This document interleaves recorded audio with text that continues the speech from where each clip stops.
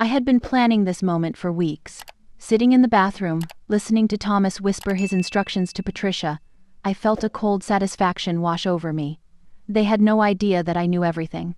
Every detail of their plan, every lie they had told me, every document they thought I had signed blindly. "While I keep her busy, you go change the locks at her house," Thomas whispered to his mother. His voice carried that same fake sweetness he had been using on me for months. "She trusts you completely. She'll never suspect anything." If only he knew. I had stopped trusting them the moment I found those forged papers hidden in his office 3 weeks ago. Papers with my signature that I had never signed. Documents transferring ownership of my grandmother's house. Bank forms giving them access to my accounts. They had been so careful, so clever, but not careful enough. "I have the new keys ready," Patricia replied, her voice filled with the same excitement I had heard when she thought I was asleep last Tuesday. "Once we change the locks, she won't be able to get back in. The house will be ours." I almost laughed.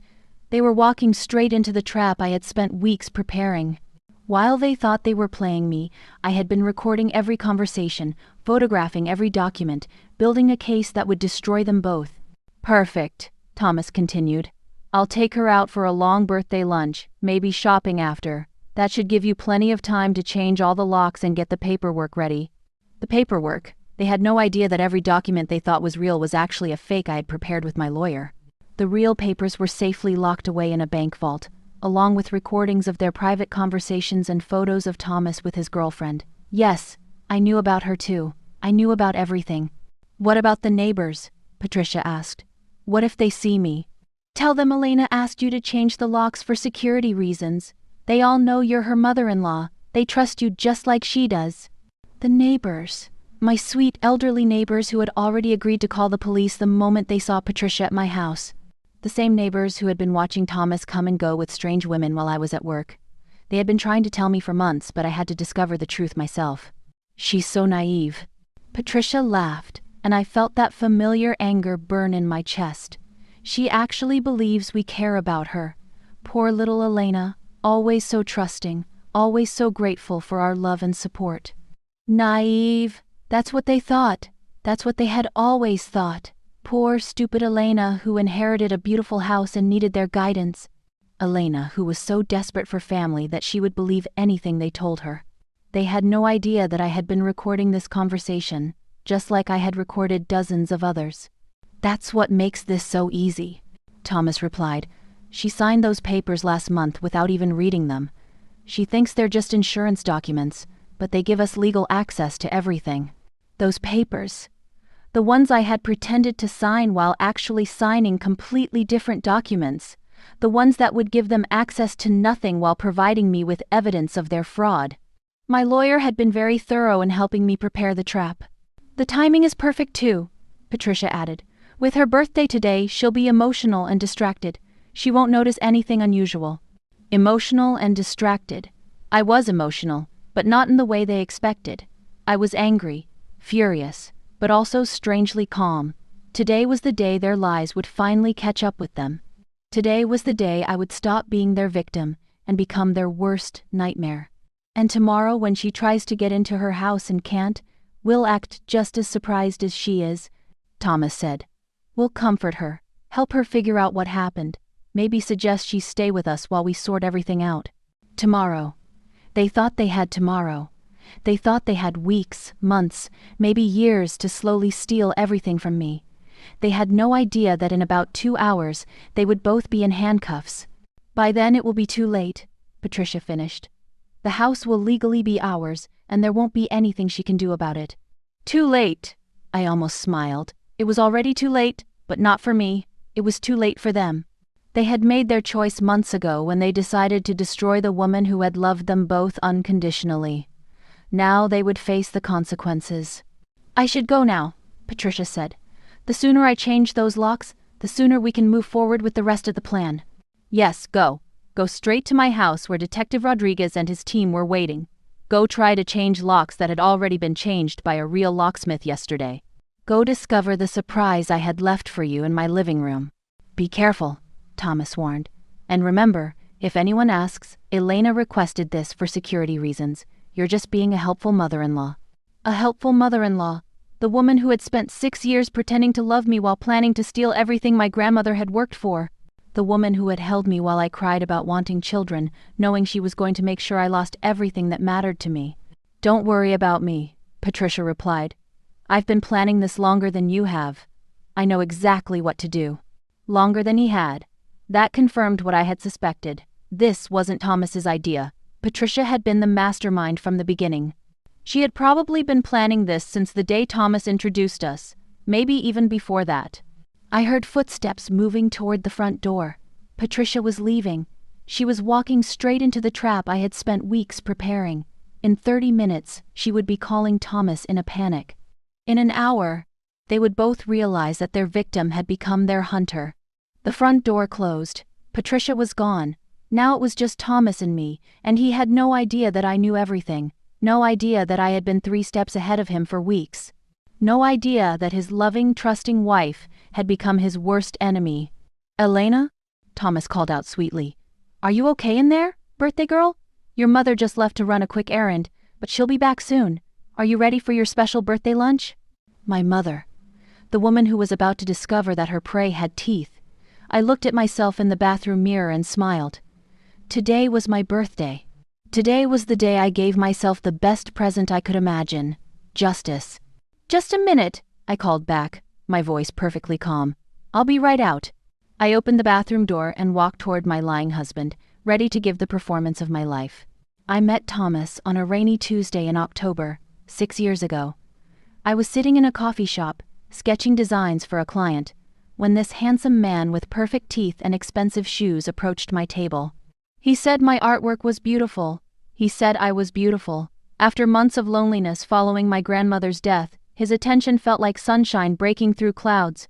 I'm Thomas, he had said, sliding into the seat across from me without invitation. And you're the most interesting woman in this entire place. I should have seen the red flag in how easily he invaded my space, but I was 26, grieving and desperately lonely. My grandmother had been my only family, and her death 3 months earlier had left me completely alone in the world. When Thomas smiled at me, I felt less alone for the first time in months. Our first date was perfect.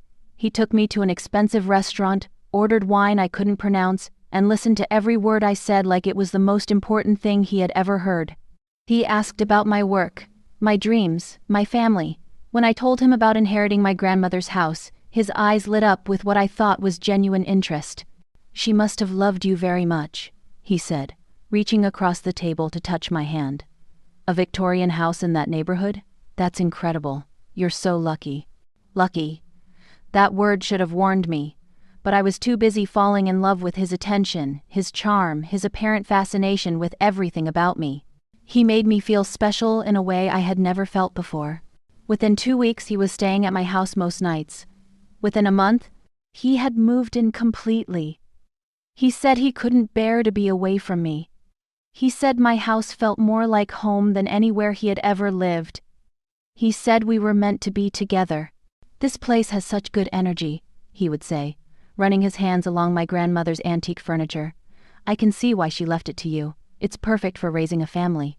A family, that's what I wanted more than anything. Thomas seemed to want it too.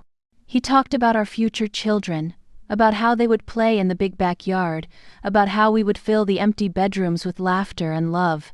Every conversation about the future made me fall deeper in love with him. The proposal came exactly 1 year after we met. He took me back to the same coffee shop where we had first talked, got down on one knee right next to our original table, and asked me to be his wife. The ring was beautiful, expensive, everything I had dreamed of. I said yes before he even finished asking the question. I want to give you everything, he whispered as he slipped the ring onto my finger. I want to take care of you forever. Planning the wedding was like living in a fairy tale. Thomas insisted on paying for everything, even though I offered to help with my inheritance money. He said he wanted to spoil me, wanted our wedding to be perfect. He chose the venue, the flowers, even my dress. At the time, I thought it was romantic. Now I realize he was already taking control of everything in my life. 2 weeks before the wedding, Thomas brought up the practical matters. Insurance, bank accounts, legal documents. He said married couples needed to protect each other, needed to make sure everything was properly organized. He had forms for me to sign, papers that would add his name to my accounts, documents that would make him a co-owner of my house. "It's just a formality," he explained, spreading the papers across my kitchen table. "Married couples share everything. This just makes it official." I trusted him completely. Why wouldn't I? He was going to be my husband. We were going to spend our lives together. I signed every paper he put in front of me without reading them carefully. I was too busy being happy, too excited about our future to worry about legal details. The wedding was everything I had dreamed of. Thomas looked handsome in his expensive suit. I felt beautiful in my designer dress. Our guests seemed happy for us. But looking back now, I remember how few people were actually there for me. Most of the guests were Thomas's friends, his family, his business associates. My side of the church was nearly empty.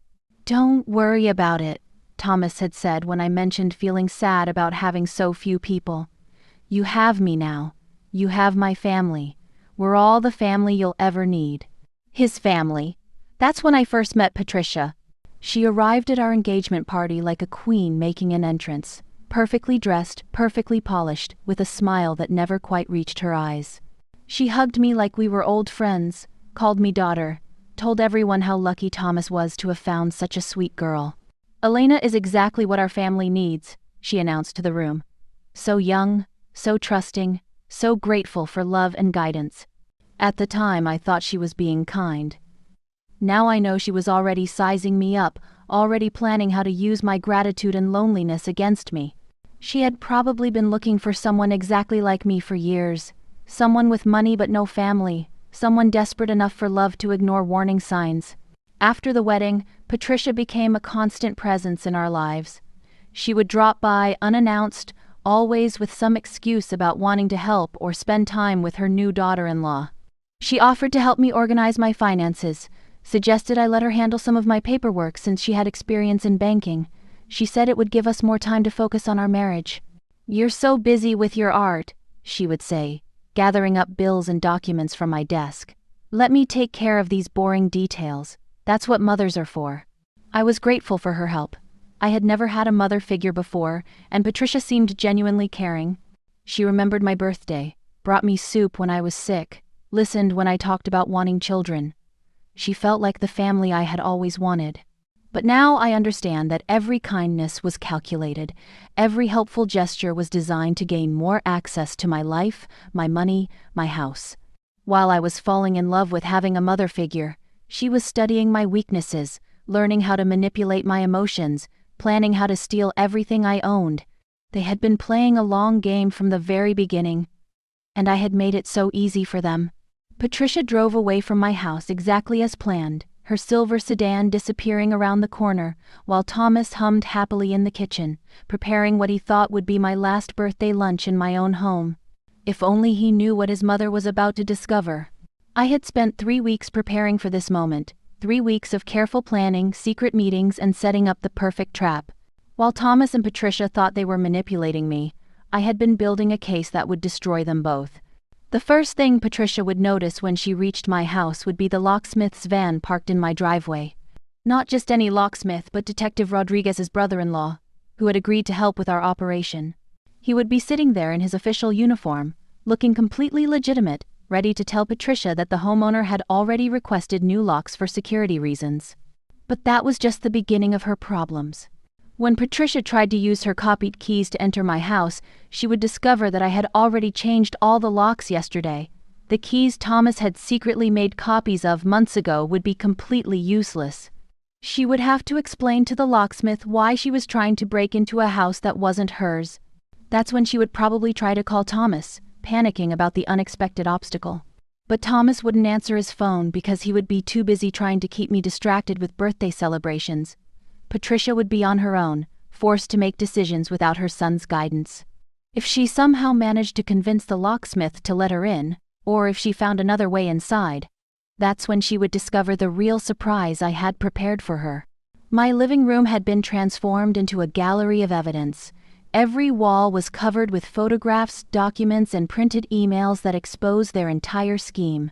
Pictures of Thomas with his girlfriend, copies of the forged documents they thought I had signed, bank records showing how they had been slowly stealing money from my accounts, screenshots of text messages between Thomas and Patricia discussing their plans. But the centerpiece of my display was a large poster board titled "The Complete Guide to Stealing Elena's Life." It contained a detailed timeline of their scheme, starting from the day Thomas first approached me in that coffee shop. Every lie, every manipulation, every forged signature was documented with dates, times, and evidence. Patricia would see photos of herself going through my mail when she thought I wasn't looking, security camera footage of Thomas making copies of my keys, recordings of their private conversations that I had captured using the listening devices I had hidden throughout their houses. Yes, I had been in their houses. While they were busy planning my destruction, I had been gathering evidence of their crimes. Patricia's house contained a whole filing cabinet dedicated to me, with copies of my financial records, photos of my house, and detailed notes about my daily routines. Thomas's apartment, the one he thought I didn't know about, was filled with evidence of his affair and his real plans for our marriage. The most damaging evidence would be the recordings, hours and hours of conversations where they discussed their scheme in detail. Patricia's voice explaining how she had researched my background before Thomas ever approached me. Thomas admitting that he had never loved me, that I was just a target they had selected because I was wealthy and alone. "She's perfect," Patricia's voice would say from the speakers I had set up around the room. "No family, desperate for love, and completely trusting. We can take everything from her, and she'll never see it coming. The house alone is worth $800,000, Thomas's voice would respond. Plus her inheritance money, her art business, everything will be set for life.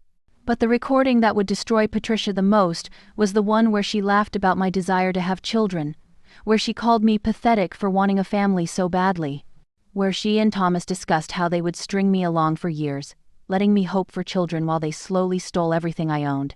"Let her keep trying," Patricia had said in that recording. "The longer she thinks she might get pregnant, the more desperate she'll become. Desperate women make stupid decisions." That recording was playing on repeat when Patricia entered my house, her own voice, her own words, her own cruelty echoing through the rooms where she had pretended to love me like a daughter. But I wasn't finished with my surprises. Hidden cameras throughout the house were recording Patricia's reaction to discovering my evidence. Every expression of shock, every moment of panic, every attempt to destroy the evidence was being captured and streamed live to Detective Rodriguez's computer. The same technology they had planned to use against me was now being used to document their crimes. Patricia would also find a letter addressed to her, written in my handwriting, explaining exactly how long I had known about their plan, how I had been watching them, recording them, building a case against them while they thought they were manipulating me. "Dear Patricia," the letter began, "by the time you read this, you'll realize that your victim has become your hunter. Every lie you told me, every document you forged, every moment you pretended to love me while planning my destruction has been recorded and documented. You taught me that family isn't about blood or marriage. It's about loyalty and love. Since you never gave me either, you were never really my family." The letter went on to detail every piece of evidence I had gathered, every crime they had committed, every law they had broken. It explained that the police were already involved, that warrants had been issued, that their bank accounts had been frozen pending investigation. But the final paragraph was the one that would hurt Patricia the most. "You thought I was naive and trusting. You were right. I trusted you completely, loved you like the mother I never had, and would have given you anything if you had simply asked. Instead, you chose to steal from me, lie to me, and destroy me. Now you'll discover what happens when someone underestimates the woman they're trying to destroy." By now, Patricia would be frantically calling Thomas, trying to warn him that everything had gone wrong. She would be panicking, trying to figure out how to escape the trap I had spent weeks preparing. But it was already too late for both of them. The net was closing, and there was nowhere left to run. My phone buzzed with Patricia's panicked call just as Thomas was lighting the candles on my birthday cake. I watched his face change from loving husband to confused conspirator as he answered, stepping into the kitchen for privacy. But I had already placed recording devices everywhere. Every word of their conversation was being captured. "What do you mean she knows?" Thomas hissed into the phone, his voice sharp with panic. "That's impossible. She's been acting completely normal all morning." I continued sitting at the dining table, pretending to admire the flowers he had bought me while listening to his world crumble. Through the kitchen doorway, I could see him pacing, running his free hand through his hair the way he always did when he was stressed. "Calm down, Mother. Tell me exactly what you found." The silence stretched as Patricia explained what she had discovered at my house. I watched Thomas's face go pale, then red, then pale again. His expensive shirt was already showing sweat stains under his arms. "Evidence? What kind of evidence?" His voice cracked. "Photos of what? Recordings of what?" I stood up slowly, smoothing my birthday dress, and walked toward the kitchen. Thomas was so focused on his mother's panicked explanation that he didn't notice me approaching until I was standing right behind him. "Is everything okay, honey?" I asked sweetly. "You look upset." Thomas spun around, nearly dropping his phone. For a moment, his mask slipped completely, and I saw the real man underneath, the cold, calculating predator who had been hunting me for 6 years. Then he forced his fake smile back into place. "Just work stuff, sweetheart. Nothing to worry about." He tried to end the call, but I could hear Patricia's voice screaming through the speaker. "Thomas! Thomas! Are you listening? She has everything. Photos, recordings, documents. The police are coming. We need to run." I tilted my head, pretending to be confused. "Was that your mother? She sounds upset. Maybe you should put her on speaker so I can help." Thomas's hand tightened on the phone. "That's not necessary. She's just..." I reached over and pressed the speaker button before he could stop me. Patricia's panicked voice filled the kitchen. "Thomas, listen to me. Elena knows everything. She's been recording us for weeks. There are photos of you with that woman, copies of all the forged documents, recordings of our conversations. She knows about the plan to steal her house. She knows about everything." The silence that followed was deafening. Thomas stared at me with his mouth open, his phone still broadcasting his mother's frantic breathing. I smiled at him, the same sweet smile I had been giving him for 6 years. "Surprise," I said softly. Thomas dropped the phone. It clattered to the floor, but Patricia's voice kept coming through the speaker. "Thomas? Thomas, are you there? We need to leave now. The police..." "How long?" Thomas's voice was barely a whisper. "How long have you known?" "About your affair? 3 months. About the forged documents? 6 weeks. About your plan to steal my house? Almost a month." I picked up his phone and ended the call, cutting off Patricia's panicked rambling, but I've suspected something was wrong for much longer than that. Thomas backed away from me, his eyes darting toward the front door. "Elena, I can explain. This isn't what it looks like." "Really?" I pulled out my own phone and played a recording. His voice filled the kitchen, clear and unmistakable. "She's so naive. She actually believes we care about her. Poor little Elena, always so trusting, always so grateful for our love and support." Thomas's face went white. "Where did you get that?" "From your mother's house. Did you know she keeps detailed files about all your victims?" "Oh yes, I know about the others too. Margaret from Portland, Susan from Denver, Lisa from Phoenix. You and Patricia have quite a system worked out." "You don't understand," Thomas said, his voice getting desperate. "We never meant to hurt you. We just needed the money. My business is failing, and Mother's medical bills." "Stop," I held up my hand. "Just stop lying. I've heard enough lies to last a lifetime." I walked to the kitchen drawer and pulled out a thick folder. "Would you like to see what I've been working on instead of planning my birthday party? Bank records showing how you've been stealing from my accounts. Photos of you with Jennifer, your girlfriend of 8 months. Copies of the real estate documents you forged with my signature. Audio recordings of you and Patricia planning to drug me and have me declared mentally incompetent so you could take control of my assets." Thomas lunged for the folder, but I stepped back. "Don't bother. These are just copies. The originals are with my lawyer, the police, and the FBI. Did you know that financial elder abuse is a federal crime? Even though I'm only 32, the pattern of targeting vulnerable women makes it a federal case." "Elena, please." Thomas's voice broke. "I love you. I know I made mistakes, but I love you." "No, you don't." I felt surprisingly calm. "You love my house. You love my money. You love how easy I was to manipulate. But you've never loved me." My phone buzzed with a text message. I glanced at it and smiled. "That's Detective Rodriguez. Patricia has been arrested." They found her trying to destroy evidence at my house, but of course, everything was already backed up in multiple locations. Thomas made a desperate grab for my phone, but I was ready for him. I stepped aside and he stumbled, crashing into the kitchen counter. "It's over, Thomas. Your mother is in custody, your girlfriend has been questioned and is cooperating with police, and your bank accounts have been frozen. You can't do this to me." Thomas's mask finally fell away completely. "I gave you 6 years of my life. I married you. I pretended to love you." "Pretended. Thank you for finally admitting it." The front doorbell rang.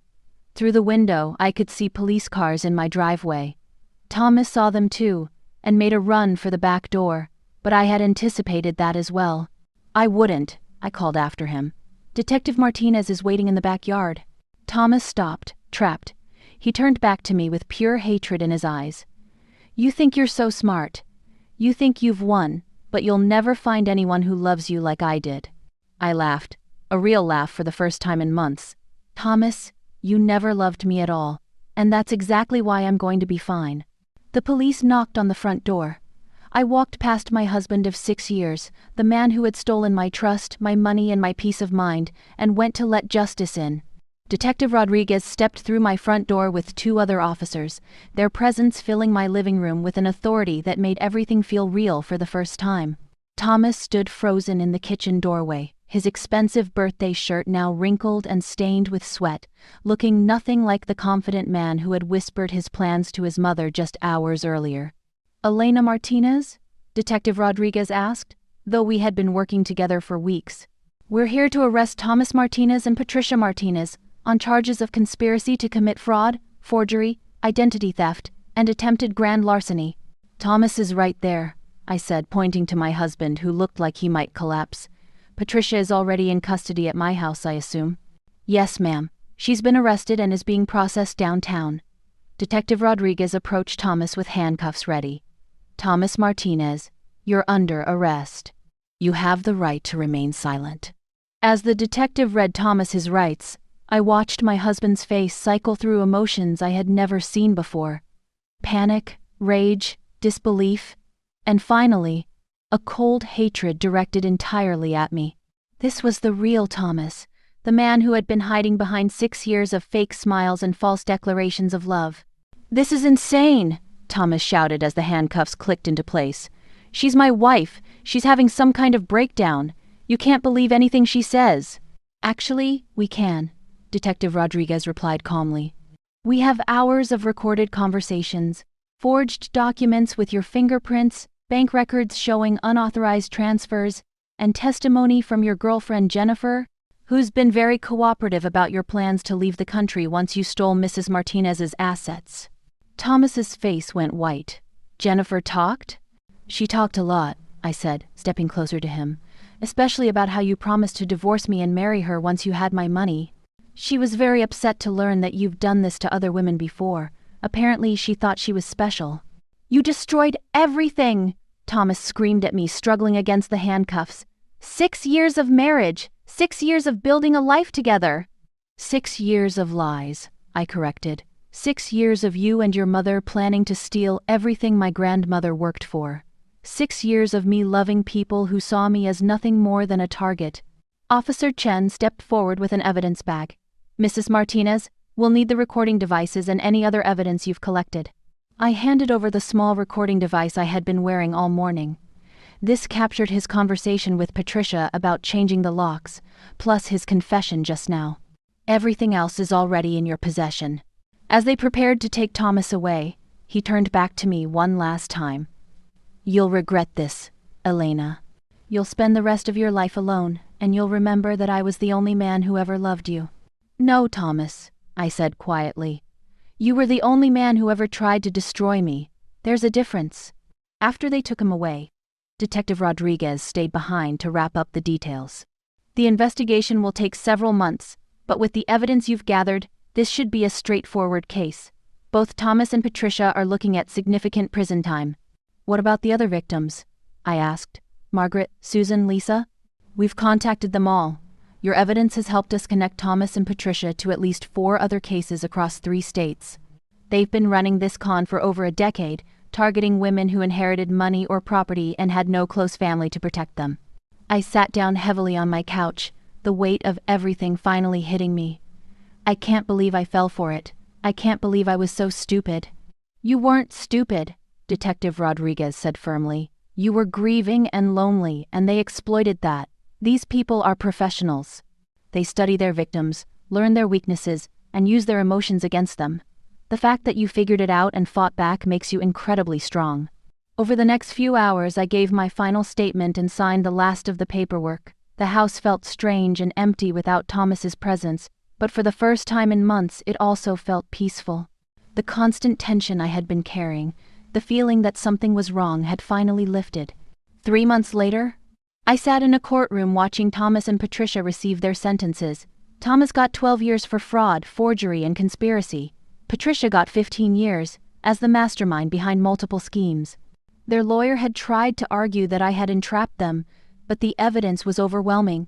Jennifer, Thomas's girlfriend, received probation in exchange for her testimony. She approached me after the sentencing, tears in her eyes. "I'm so sorry," she said. "I had no idea he was married when we started dating. He told me you were divorced, that you were trying to steal his house in the settlement." "He's very good at lying," I replied. "I believed him for 6 years. How did you figure it out?" I thought about that question for a long time. Little things at first. Documents that didn't make sense. Conversations that stopped when I entered the room. But mostly, it was the feeling that the people who claimed to love me were treating me like an enemy they had to defeat. A year after their conviction, I was finally ready to move forward with my life. I had started a foundation to help women recognize and escape financial abuse, using my experience to educate others about the warning signs I had missed. The Victorian house that Thomas and Patricia had tried to steal became a safe haven for women rebuilding their lives after financial betrayal. I never remarried, but I did find love again. Real love, with a man who encouraged my independence instead of trying to control it. Someone who celebrated my strength instead of exploiting my vulnerabilities. On my 34th birthday, exactly 2 years after Thomas and Patricia's arrest, I stood in my grandmother's garden, surrounded by friends who genuinely cared about me. No fake smiles, no hidden agendas, no whispered plans to destroy me. For the first time in years, I felt truly safe. And I realized that sometimes the people who try to break us actually make us stronger than we ever imagined we could be. The house my grandmother left me was still mine. The life I had built was still mine. And the future I was creating belonged entirely to me. That was the best birthday gift of all.